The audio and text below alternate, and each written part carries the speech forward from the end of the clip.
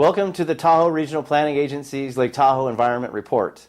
I am Jeff Cowan from TRPA, and I want to thank the Douglas County Community Access television station and the crew here for helping us to host a show dedicated to informing you about environmental initiatives that are happening at the lake and about news and information from the lake's bi-state regional planning agency, which is known as TRPA.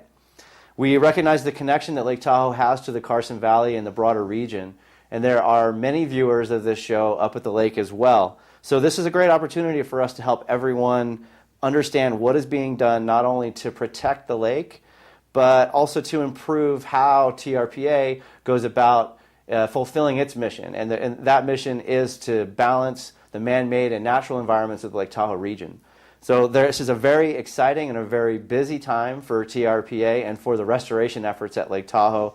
So there happens to be a lot of news and information and meetings happening to share right now as the process to update the Lake Tahoe Regional Plan moves forward and is set to actually be finalized in December of this year. There have been a lot of meetings, citizen involvement happening around the lake.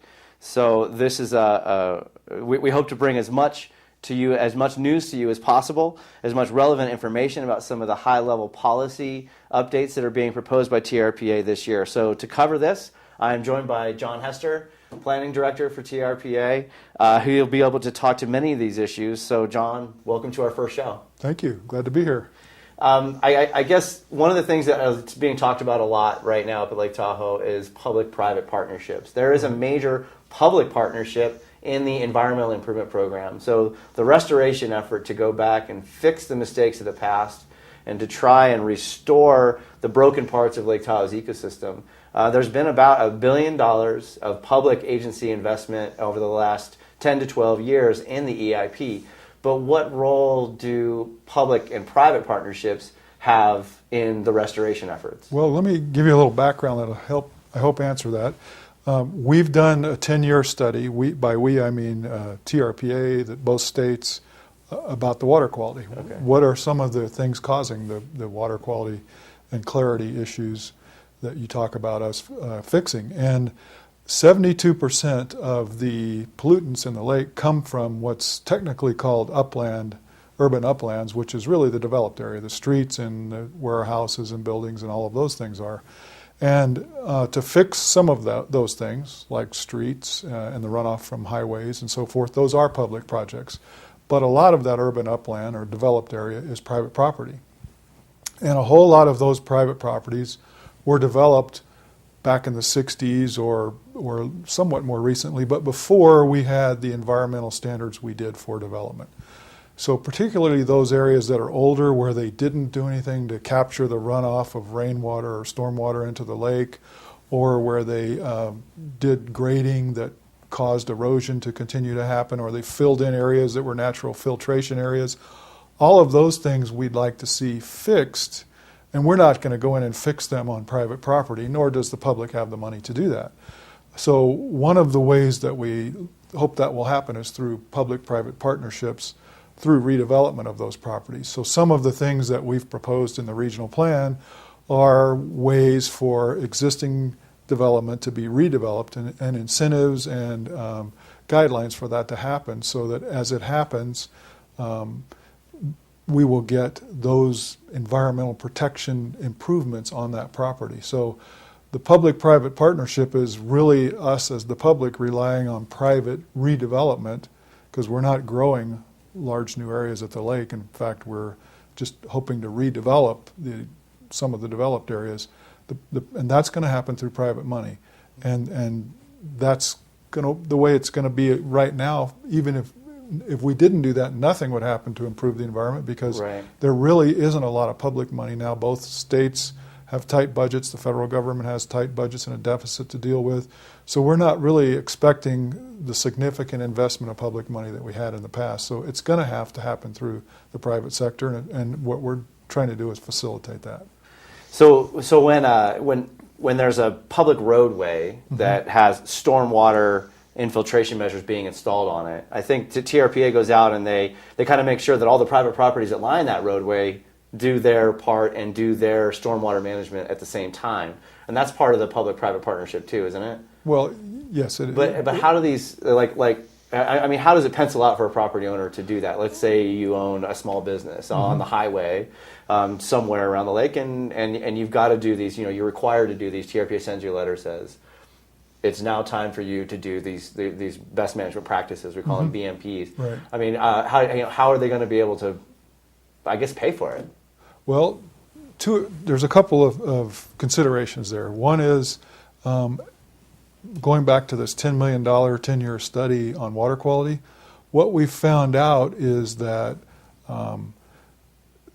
not every house, not every property is the same. Not every drop-off of every parcel in the basin, land parcel in the basin is the same. And so the two state water quality agencies, Lahontan Regional Water Quality Control Board on the California side and Nevada Division of Environmental Protection on the Nevada side, are entering into what's called the total maximum daily load, or TMDL process, where they take each drainage area, and they're technically called catchments, and they're small drainage areas, and they've, through measurement and monitoring and modeling, have been able to say, we're getting different loads of pollutants into the lake from different catchments. And so some of them, because they're steeper or they have more development or older development or roads that haven't had, streets that haven't had the improvements, the public improvements or whatever, some of those may be loading the lake a lot more than others. Some of them may not be so bad and they don't really need any measures. So what we've done in the past is we've gone to every property and said, you've got to do BMPs. Period. Right. Whole basin. Exactly. And now what we're doing with this TMDL and catchment by catchment, and really the water agencies from the two states are doing it, is they're going in and saying, what's the load reduction we want in each of these catchments? And they're working through the counties and cities to do that. So one way that these improvements, these private improvements might happen is it's a high priority catchment and there's a lot of load, and we'll say, yes, you have to do those, and there will be enforcement if you don't from the local government or from TRPA or from the water agency. But there are a lot of other options now, and some of those might be, let's take all of the properties that we're going to do BMPs, and maybe it's more efficient and effective to do a treatment project where all of those the runoff from all of those properties enters the lake, and we might call it an area-wide project, an area-wide BMP. So that's something that's being done. There are some maintenance things, like sometimes street sweeping picks up the fugitive dust on the streets that could be introduced when cars drive, and it creates air pollution that then drops into the lake when the air moves over the water. Because I mean, I've heard that a lot of pollutants actually go into the lake from stormwater, but then a lot come from the air. And it's not just, I think it's 15%. Exhaust, greenhouse gas emissions from cars, but wood stove emissions, and then also this dust that gets stored up. So we're trying to be a lot smarter about how we work with the private sector to identify where and what measures are needed to work on the water quality and the clarity. So we like to say it's not a matter of everybody doing the same thing. It's what are the highest priority, the biggest bang for the buck areas, and what's the best way to do it. It's not one size fits all anymore. So that's how we're trying to work with the private sector and be more flexible about it. So I mean, what about some types of encouragements or incentives that are built in? Are there, because right now most of the property owners up there, when they propose a redevelopment project, when they propose to do a major remodel or major renovation, there's kind of like a lot of requirements that they have to come into line with, and it gets so costly that a lot of times people don't do anything. And what we're looking at in our our town centers, and a lot of even our residential neighborhoods, is no one has done any projects because the regulations are... Well, actually, we have compliance of over 50% on the Nevada side, and I can't remember the number on the California side. It's a little bit lower, but we've had pretty good voluntary compliance. You're right, when people come in with development projects to the city or one of the counties or to TRPA, they're required to do the BMPs. We pick target areas and go out and work with the property owners and help them in the high priority areas. Back to the catchment idea, but there's another aspect of that, and that's what's directly connected to the lake. So our target has always been near the shore. Okay. And now we're also working in these catchments to say what has direct drainage, say in a creek, then to the lake. Okay. So we work on those projects too. So those are kind of our targets and our focus. Are there any incentives? I mean, are there any changes to height and density and coverage and things like that? Because that's one of the things that I know that has kind of stopped some projects from really penciling out. In other words, from being able to afford the growth that they. Well, that's an even bigger, broader concept that's in the regional plan. Is that we have some of the water pollution, water quality, clarity issues come from these areas that are in what we call stream environment zones. Those were areas where the stream would naturally filter the water before it gets in, or areas that are soils that are sensitive or not well, don't handle development well. So what we've done as incentives is we've said if you move your development or your development right off of that property into areas that are targeted for development, the areas that already have service, that are already developed and that have improvements, then you can get a bonus. You can get you take 1 unit off, you can maybe get 2 or 1.5 or 3, depending on the circumstances. Okay, so you'll get more value out of that development if you move it into into a more heavily developed, more dense area. An area that makes more sense environmentally. Okay. And it just so happens what's really nice is that kind of development, what's called smart growth or walkable, livable, bikeable communities, happens to be what a lot of people at the lake would like anyway, because we're a very recreation-oriented, outdoor-oriented, physically active communities. That's true. That was one of the top line issues that we heard from the public input process that started back in about 2004. Everyone had said we want walkable, safer town centers. Right. So that's really good. So if these public-private partnerships come about, essentially, if there's incentives for them, I mean, what are maybe some of the what are some of the future potential changes? I mean, what can we see out of Lake Tahoe as far as clarity goes? Well, the depending on the amount of investment in redevelopment, in other words, how quick these problem areas get redeveloped, it could be there's a 15-year mark called a clarity challenge, and then the analysis was that it would be 65 years we'd be back to the target, the threshold of about 100 feet of clarity. That could be quicker if redevelopment happens faster. It could be slower if it doesn't happen as fast, or if there's some public monies, which we don't see in the near future, but if there's some public monies to help it happen, it could be quicker. But that's the time frame. So another generation and a half. Okay.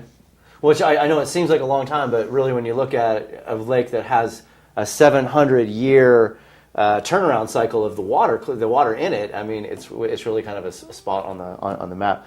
Yeah. Well, we are going to go away for a quick break and come right back to talk a little bit more with John Hester, Planning Director for TRPA. As you look at Tahoe's sparkling blue waters, it's actually hard to believe that it's threatened, but it is. The good news is we have the opportunity to restore the lake's clarity, and at the same time, we can revitalize our communities and our economy. TRPA is updating Tahoe's regional plan, which is a blueprint for our sustainable future. This vision came directly from the community, and we're putting it into action. Whether it's protecting our forests from wildfire, making our town centers more walkable and bikeable, or restoring the lake's famous clarity, you can get involved. Visit TRPA.org to see how. Scientists have found that runoff from our homes and businesses is causing Lake Tahoe's clarity loss.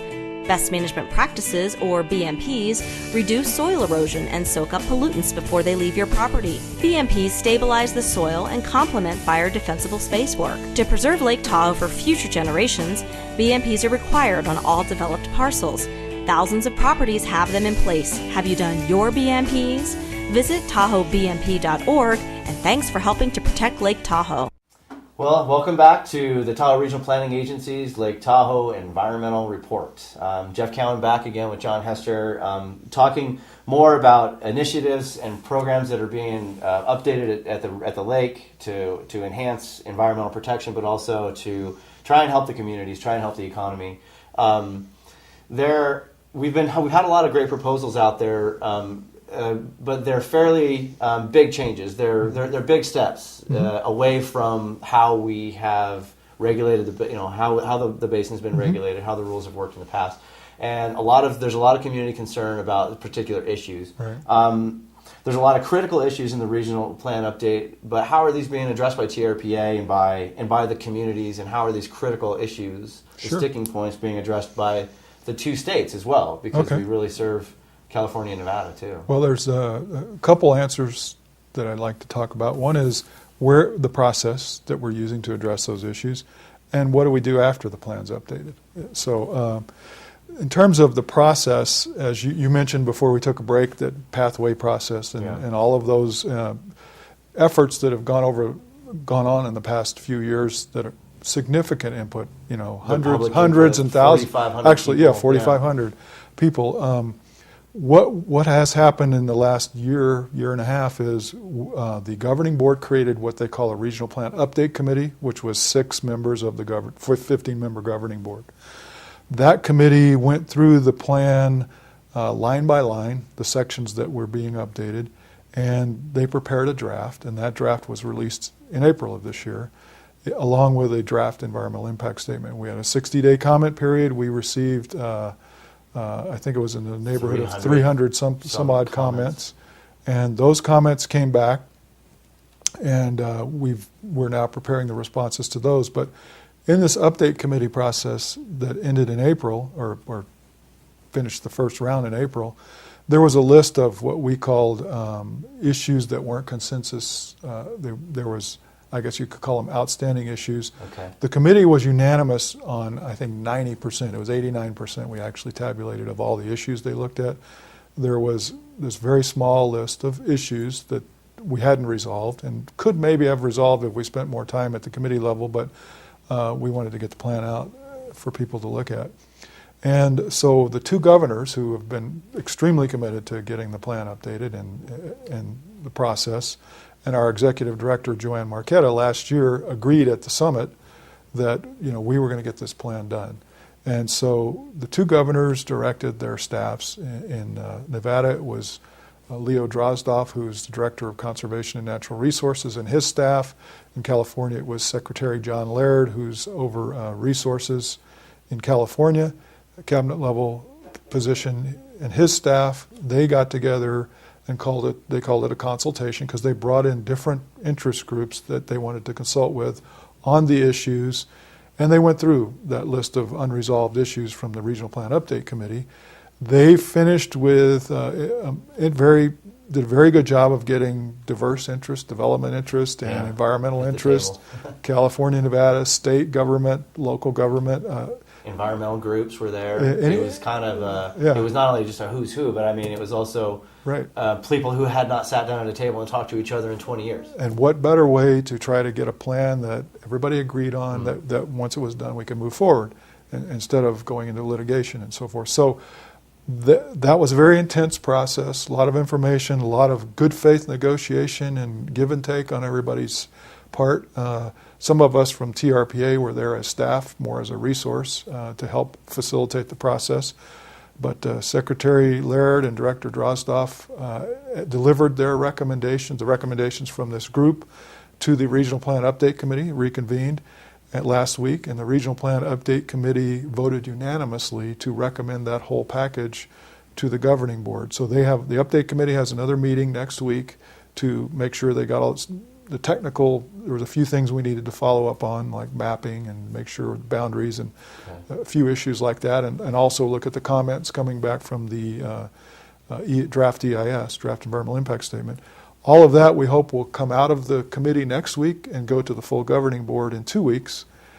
The idea being that then we will have direction to prepare the final draft of this plan. So it's the August 14th, 15th are the Regional Plan Update Committee meetings, which are public meetings, and you can stream them live and listen live from trpa.org. Right, and then August 23rd, 22nd, 23rd would be the governing board meetings. The update committee may just meet the 14th, depends on how many issues they have, and the governing board will be the first day, the 22nd, is when they will be talking about this. They've got some other items on the 23rd.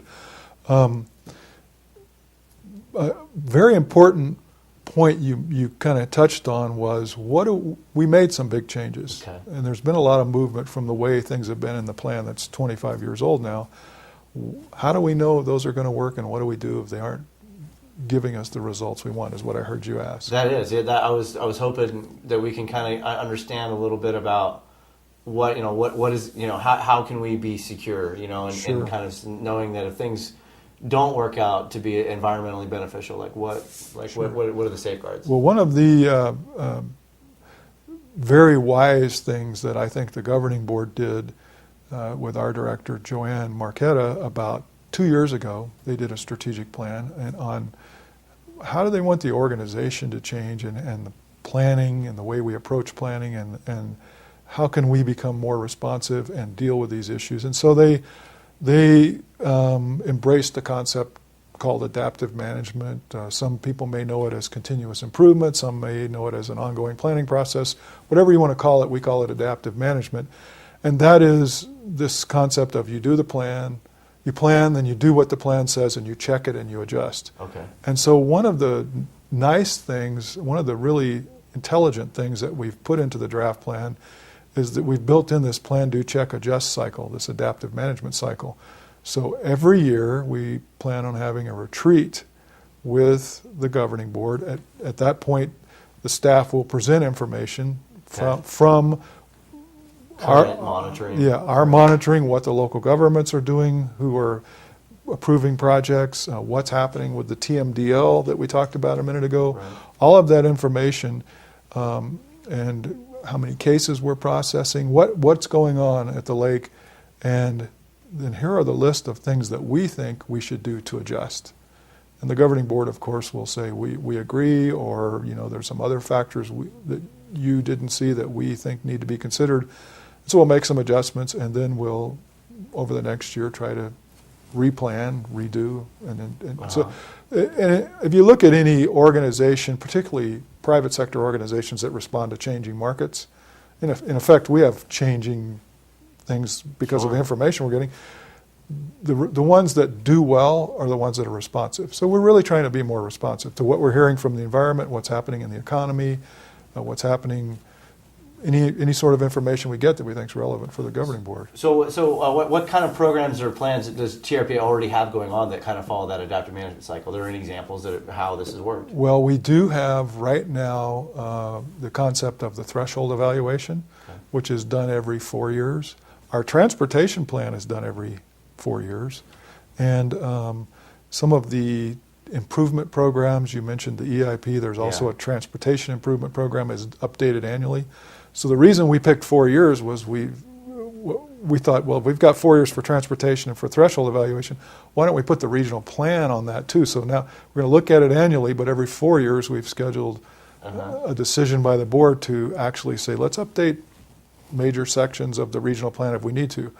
The better job we do annually, the less significant that'll be every 4 years, but we've built in a 1 year cycle and a 4 year cycle lining up with our transportation plan and our threshold evaluation. The threshold evaluation is something that was built into the compact that created the agency, and that is that we set these environmental thresholds that we want to achieve, and then we evaluate how we're doing.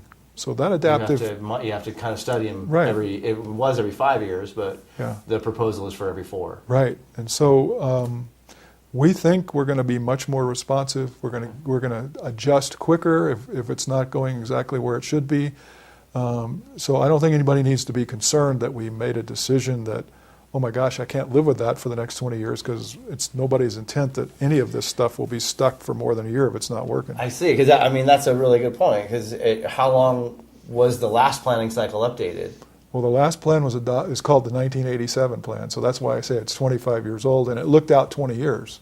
Right. So, that was the update period. Right. So it's much smarter, smarter way we're trying to do planning and monitoring and all of that. No, I see. One of the big criticisms I think that a lot of people have about that 20-year planning horizon was that there were unintended consequences Absolutely. of some of TRPA's rules. That's right. What is the plan doing to kind of look at some of those unintended consequences? Well, let me talk about one of the unintended consequences. You a minute ago you said, we've got a lot of people can't do these BMPs, and what we did, I think, in the plan, the 87 plan did a lot of great things and took a lot of the future development that was going to happen away, and there's been a lot of improvements.